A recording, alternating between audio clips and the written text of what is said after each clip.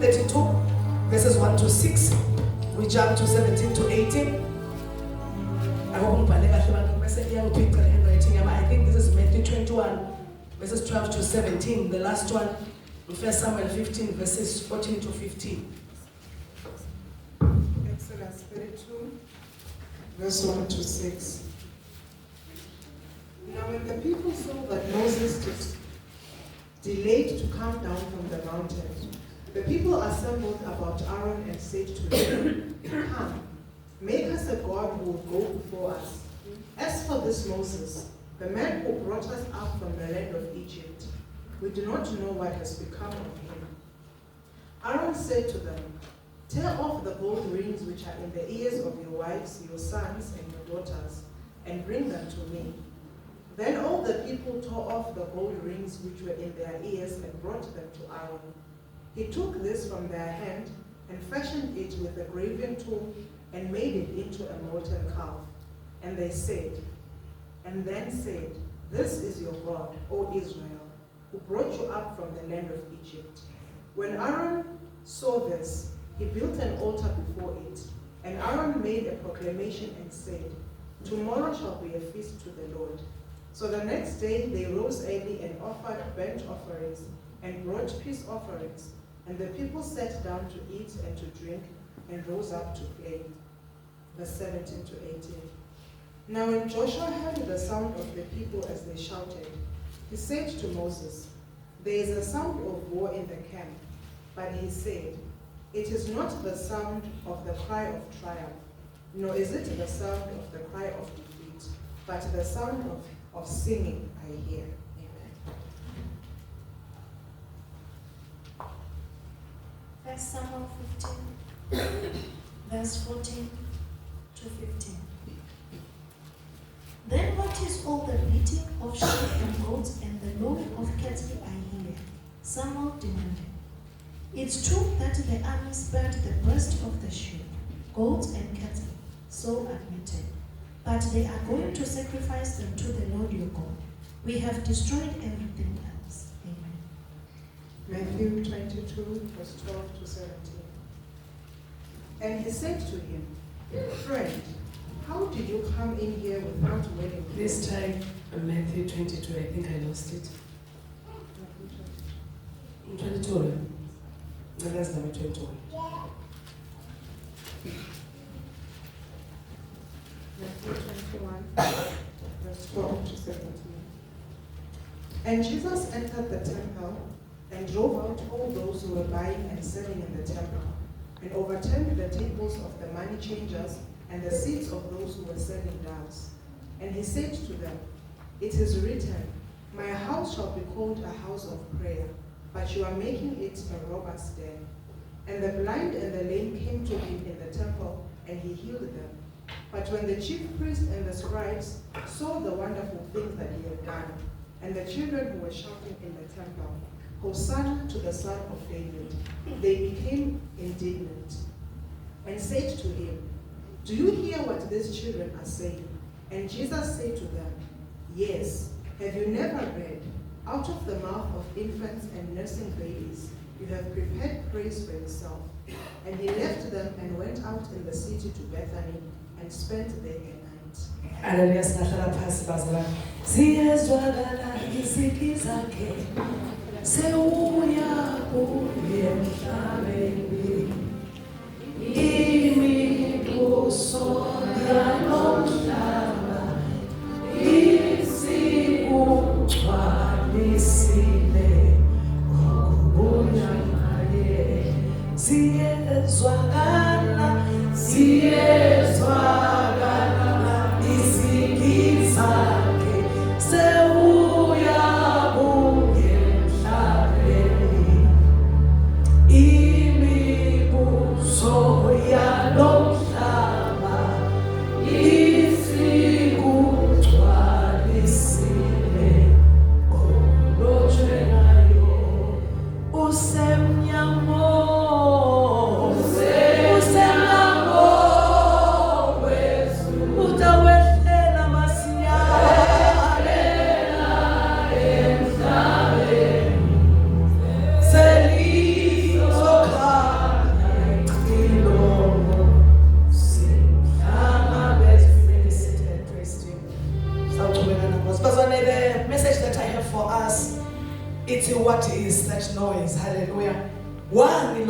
nesimo lemuvako. It is clear to everyone bazalwane nasemfaneni ukuthi the days of the return of our Lord Jesus Christ, they are getting nearer and nearer every day. When you look at the signs, when you look at what is happening emhlabeni, kuyabonakala digita Jesu, kuyabonakala ukuthi masinyane utawuvela yena. That is why I believe ukuthi la God Glory Ministries uNkulunkulu usipitile ukuthi solo siphuma siye emhlabeni, siphume sigijime yonkamanzi siyawulanza abantu, sigijime to the west, sigijime to the north, to the south and the east, sitawutshela abantu ngaKristu ngoba masinyane utawuvela sotawubuya emhlabeni. Sikhathi bazalwane la ngawukhuluma khona ukuthi silibandla laNkulunkulu, it is time now, when time for playing church is over, time for udlala ekhathi enkonzweni it is over, time for us to gather here together every Wednesday, every Tuesday, Saturday and Sunday sitawudlala bazalwane, it is over. The theme that God has given us kunai season, and I believe it is beyond uthi uNkulunkulu as it was in the beginning. Ngiyakholwa ukuthi uNkulunkulu bazalwane wants his glory to return to the church. Ngicela ngisiwe mistaken Pastor Motshela ngathi the theme that as it was in the beginning is not for the world, but it is for the children of God. Yalaba sinzisiwe yalaba khona ebandleni uNkulunkulu ukhuluma nathi uthi as it was in the beginning, njengalokuthi indoda injalo ekuqaleni uNkulunkulu ufuna libe njalo nanyalo. uNkulunkulu wants the glory of his church bazalwane to be restored ngoba ibandla la uNkulunkulu lisondwe nangasho njalo seyimvo yedlala manje ke ukuthi uNkulunkulu ingakabuyi emhlabeni. I want to restore the glory in my church. Amen. God wants to take us back to the days of Elijah, the days of fire. Amen. Because he's the same God.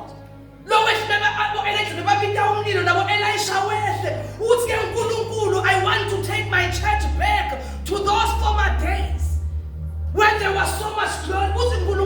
I want to take my church back to the days of Moses, the days of signs, the days of wonders. I want to take my church back to the days of Joshua, the days of obedience. I want to take my church back to the days of purity, to the days of holiness. This is what God is saying when as it was in the beginning. I believe Pastor Motshela he's in the process of clearing his church. There is a lot of debris in church. There is a lot of dirt in church. There is a lot of mess in the church. And I want to remove the debris. Ngiyamuva Johana uMbhaphatisi ngalelanga uyashuma yena. Uthi khona lota wemva kwami. Uthi I'm just John the Baptist, the revelator, the voice of one that is crying in the wilderness. Uthi emva kwami khona lota lengakafanele even nekubopha the strap of his sandals. Uthi Johana uMbhaphatisi yena he's coming with the winnowing shovel. Uthi with the winnowing fan. Uthi he will thoroughly clean his threshing floor. Amen. These are the days when God is thoroughly cleaning the church. As it was in the beginning,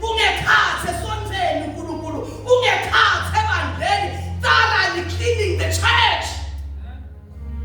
I will separate the chaff from the wheat. I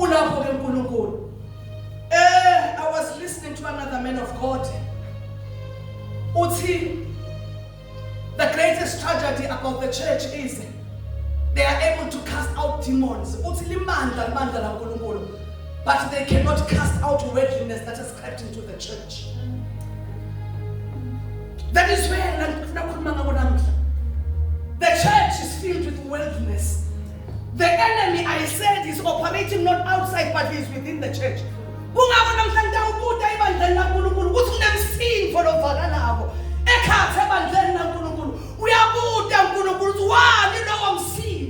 That I hear in my church. Where we read in the book of Exodus, he wants to restore. What things that he wants to do emkhathisini wethu, but uthi uNkulunkulu, before I take things to the beginning, angeke ngikhona operator.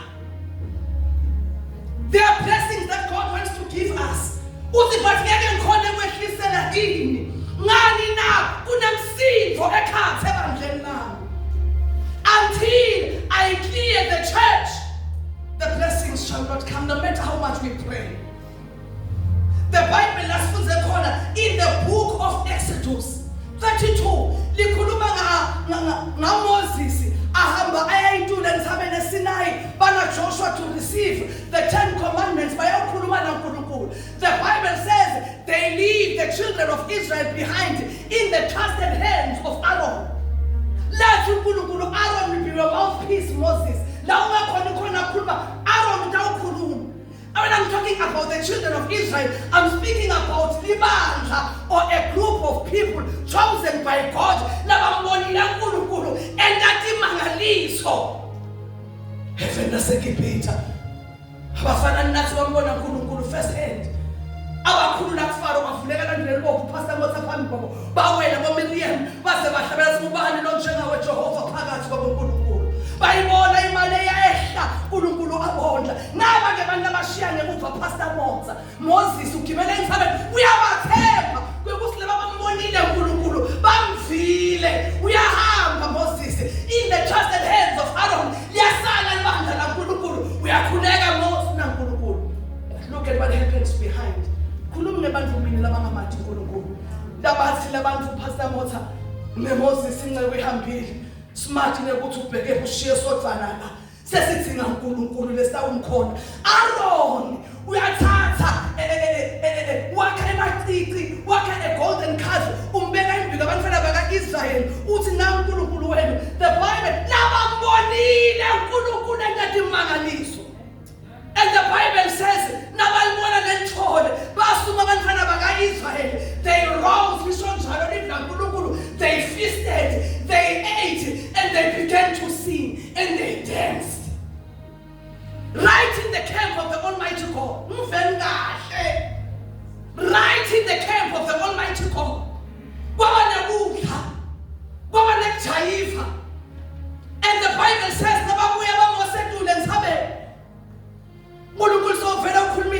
Bible says as they are coming down here, Pastor Motsa. Jabutana tinga uNkulunkulu. Wani lo msindvo lesuvako. Uyaphendula Joshua. Because lo msindvo lona uconfusing. Awuvakali kahle Pastor Motsa.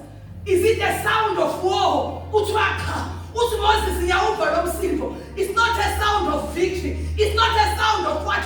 Very confusing. But lo msindvo lo uvako, lo msindvo ehlabelela.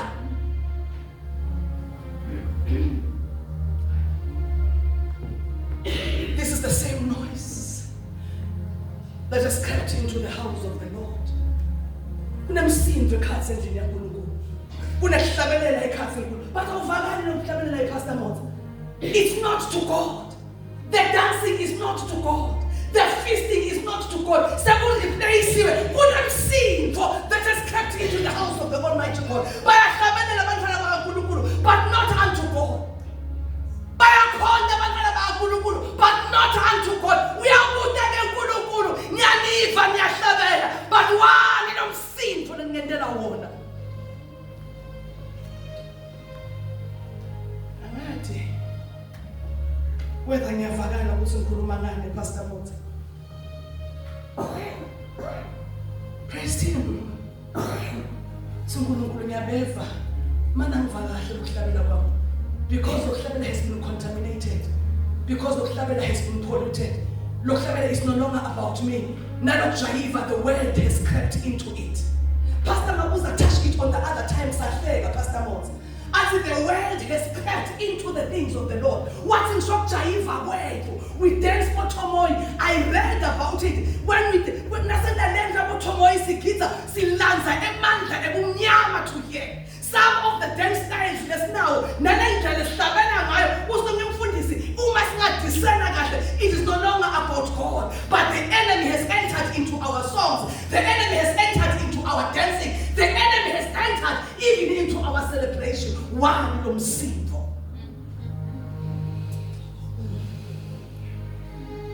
It's not of victory. It's not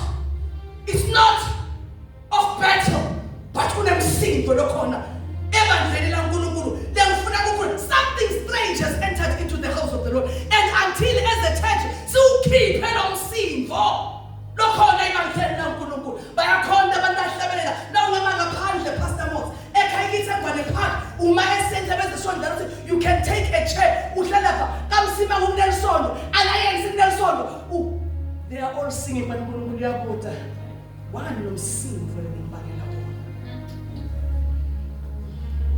wani lo msindvo lengibangela asingiyangitshelele bazalwane ukuthi sekungene ini ekhathi ebandleni likaNkulunkulu because awukhona umsindvo ngilaleleni kahle in the book of Acts Pastor Peter wabakhona umsindvo. The Bible says kwevakala kwehla umsindvo when the disciples were gathered together kwaba nemsindvo that filled the place that they were in. But that was a holy noise and God was there. Now blind Bartimaeus kwaba nemsindvo lobona Jesu phakathi but lo msindvo losukhona emabandleni akekho uNkulunkulu. Siyahlabela ndeshaya igitari lo mzala wethu insuku avale indlebe because lo msindvo awuunderstand lo mfuwani. There is a noise lokhona nawufunza live la kaNkulunkulu lapha in the book of Exodus la kuqala khona in the book of Exodus 32 la baqala khona Pastor Masa kunemsindvo eqala babangawo bathi uhambile Moses. There is complaint there. In the church of God kunemsindvo not of praise, not of worship anymore, but emlonyeni bantwana bakaNkulunkulu kunemsindvo ekubhalisa. The kunemsindvo of complaining, kunemsindvo ekumemarisa, kunemsindvo gossip. It has filled the house of God. Bantwana bakaNkulunkulu basetika worshiper batawubuka baphume bayawudiscussa ngumsindvo. Bantwana bakaNkulunkulu they did not come here to glorify the Lord. Emlonyeni wabo bayamsola uNkulunkulu. We come here siyakubonga uNkulunkulu, but God hears the voices of our hearts much more than the voices of our words. Kunemsindvo badiscussa abantu hambile Moses manje sende njani bayabonisana abantu. And the Bible says we are complaining uNkulunkulu bantwana bakaIsrael uthi Moses 10 times these people have complained against me. They are not complaining to you, they are complaining to me. Libandla kaNkulunkulu ligcwele bantfu labacomplainako. Other pastors touched upon it. You see, Pastor Mota, libandla ligcwele gossip. Libandla kaNkulunkulu instead of worship, you gossip your time. Memory and complaining, bitterness, envy, competition. It may be silent to you, but uNkulunkulu uyakuva and umbangela umsindvo. Uthi uNkulunkulu sengebihlile ebandleni nami. Ngidawukuthi athi wani lo msindvo lokhona emkhathini wena na. Umthandazo wami God's Glory Ministries that we learn not to murmur, we learn not to complain, we learn not to be bitter, we learn to make a joyful noise unto the Lord from our hearts. Ngiyafisa lelanga la siyawuyekela khona kuhleba mbamba. Ngiyalifisa la siyawuyekela khona sinasiphuma enkonzweni ngimhlikite phansi amosana sakusumfundisi wami. Ngiyafisa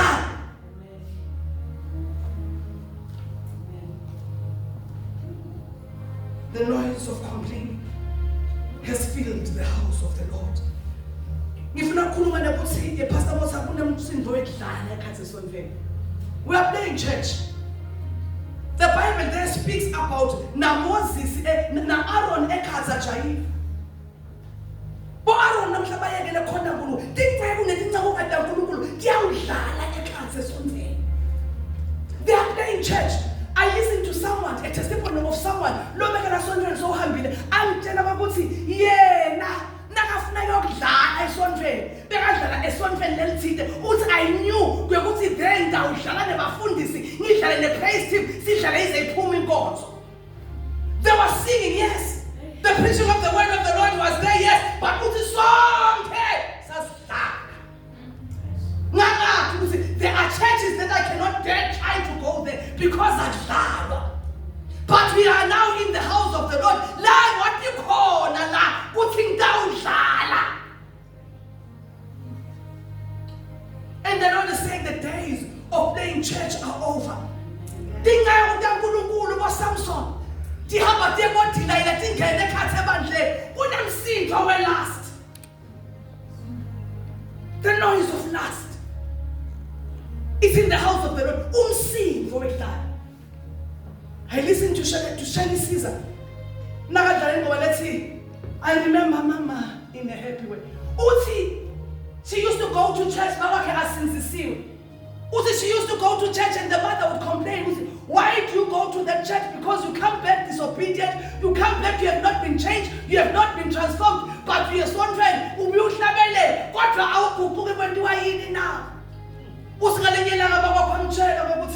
That church. About when I'm 79, they adjust. It is just a ritual. Until there came a time when Mama comes and surpasses Amasai Sonte. Until they decided to play church with the brother.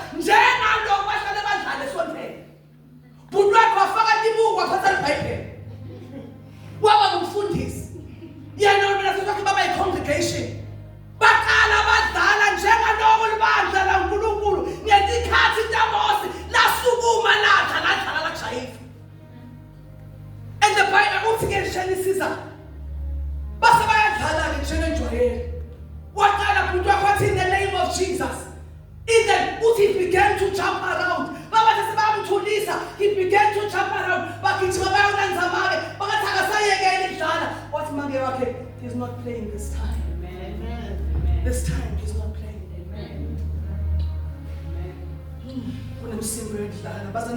Too much. In the house of the Lord. And the greatest thing is badlala bo Aaron, badlala bo Samson, badlala bo Delilah. Lomsimbo uNkulunkulu yava uthi ngiyaniva niyahlabelela. But how I wish lomsimbo ngibangela wona ungathuli. The noise of playing church. Umthandazo wamsayela sike nasi siyapasta basilifuze. Lelo bandla lela qala labusiswa siyahlabelala. But as long as sisesenje sinemsindo wekudlala isonto. Sitela sathi kahle ukuthi sizawugitsa sigitse pastor Motsa sijayive siphume sihambe. Without being changed and without being transformed. God's glory ministry, I'm not targeting anyone. I mean to kulumela mina tibukamela. La kulukudanga njalela ukuthi for more than 10 years in Kodiwe Pastor Motsa. 10 years. But in none, spiritually. Because I've been playing. For the past 10 years, Pastor Motsa, I've been playing church. Nishi prayer point la. I used to come saying Shumaila and knowledge and literature. What is that noise? We are Shumaila never, but he's not there. Even in our worship, the singing and the praying, God is no longer there. Ageko Pastor Mott. I'm listening to another man of God, we are Shumaila. Uti. He was watching a renowned singer, gospel. Pastor Peter Bamemila, I don't know whether he came, a man of God came. A stage was over. And he began to sing. Because the people were dancing. So Jaiba, but when they dance, he chalk it.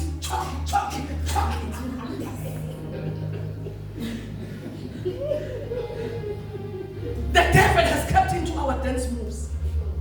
The devil has crept into our singing. Because when umuntu ashumayela ngiyahamba bese ngiyaresearcha uma qeda Pastor Mabuza I check the scriptures for myself. Ngipha Pastor Mabuza akhuluma about even our dancing. Ngathi lo mfundisi ungena uba siyadijive usikela lo mfundisi to for namuhla sasinthamba namuhla nithamba abasabe sokhona endlini yaNkulunkulu bagidze abantu bagidze bangasabona sibagidze emadodi baze bamemete nemsindo welive. What is that noise?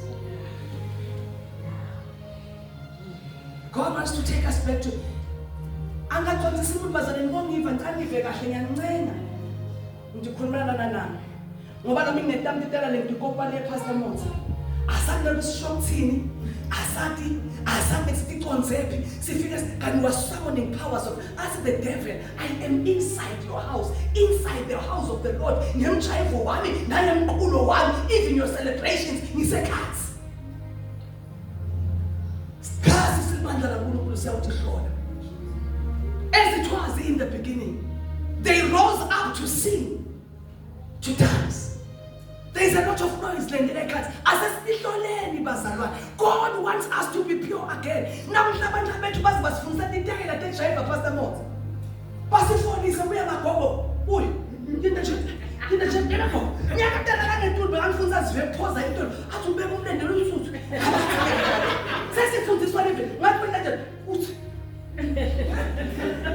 They are teaching us. I look shows them and give us the land. Like us. Bas funds sabafethu mage yena yebo come on sibuye ngasawo akukophe amapasta kawo kanti we are summoning powers from hell. I'm not joking. Even our music bengudalo music Pastor Motsa asheshe ngicethe ifisha kulo Shumayeli wathethu Nikodima azalwe kabusha what since the notion what to Nico? What is there? What is there, Pastor Moses? What is there? Asa hebo siyami asa lwe pathetu usifuna lapho ke Satan lasele siwazi mkhulu longa kithi kuna nalose usifuna sithi wathethu Nikodima azalwe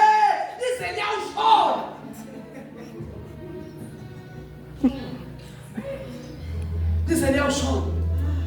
What has happened?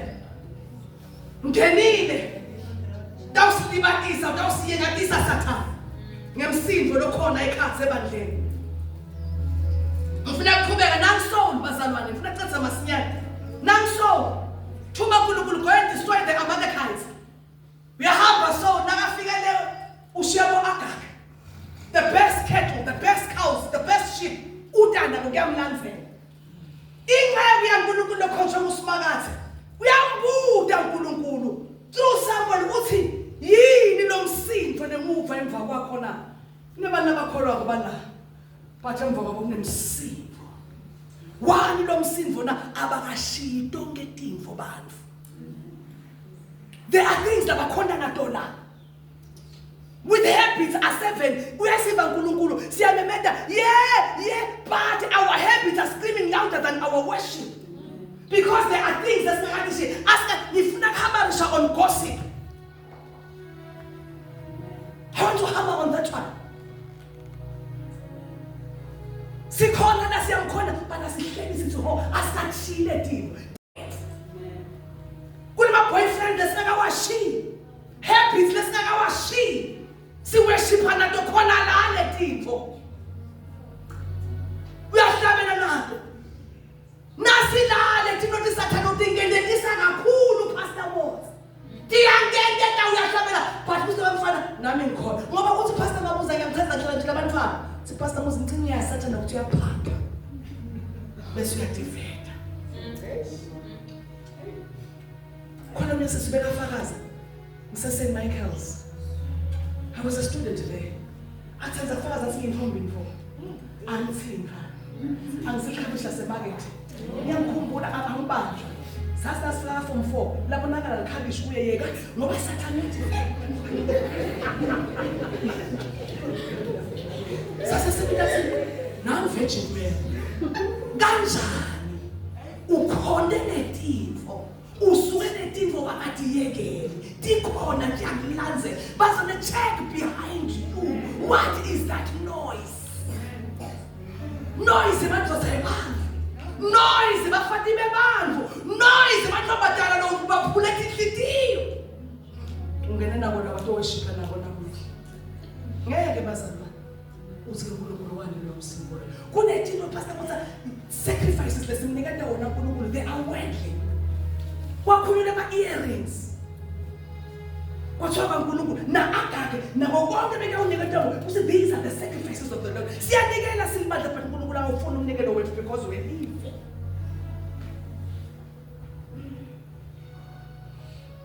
Angikhuluma nalomunye umuntu ngikhulumela nani pastor Moses. Nami ngilele ngagoqela kimi kunemsindo. Kunemsindo wenzondo. Kunemsindo wedisobedience. Kunemsindo nakuyami impilo, kunemsindo wemqhapho. Nemsindo empilweni yami.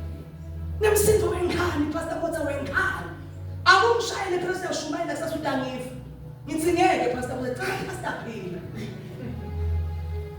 Sit. Hanga bamthaka kakhulu sike ngasibaphezele. Kunemsindo ema-sacrifices, kunemsindo we-disobedience, kunemsindo we-devil ongathi lahle endleleni ezisihamba naNkulunkulu. Uyangena Jesu ethempelini ngalinye ilanga iPastor Motha. Ukhanza boPastor Bheka, boPastor Motha bayibambile kunemsindo. 500 baphopho, 700 inyoni, ngalapha emalangeni. Nawufuna kushintsha imarandi biya kalanga kimi. Lo mnyama 300 oyili, lo mnyama phela 700 emakhiwa. Dinqe. Inside the house, money exchange inside the house of the Lord. Sengifana mandaka khona la, akami 5 rand, ulinsa lapha bakhothama. Emashende praise team 3 rand amashende ukhona la. Uyangena Jesu uyawuva nomsindo lokhona ngini. And the Bible says he chased the money changers out. Letho ikhona Pastor Motha la Katsengonjeni. I was listening to another man of God. Nami nje ngiyibukela TV. Uthi uhamba naye aye eNthabeni ngo 350. Uyakhuluma lento uthola scarf, uthola na oil, uthola nani na 350 Pastor P. Nomsimbo lo ngene ekhaya esonvele. Uthi ke Jesu akunakhona operator la. Ngeke bakhiphe emsini. Until we bind the spirit of the noise. Before Jesus sat down, he had to cast them out. Then the lepers, we will not see the signs and the wonders. Until we clear the debris, until we declare this holy ground, until we reverence God, until we enter into his presence. With all. Nasiphuma nje la, yabekhula. Unjani? Anga sasithapha ke namhla. Uyabona mhlaba ngasegcine. Siyezwakala izigi zakhe. Sewubuya mhlaba. Uyabuya Jesu ebazalwane. How I wish la God Story Ministries.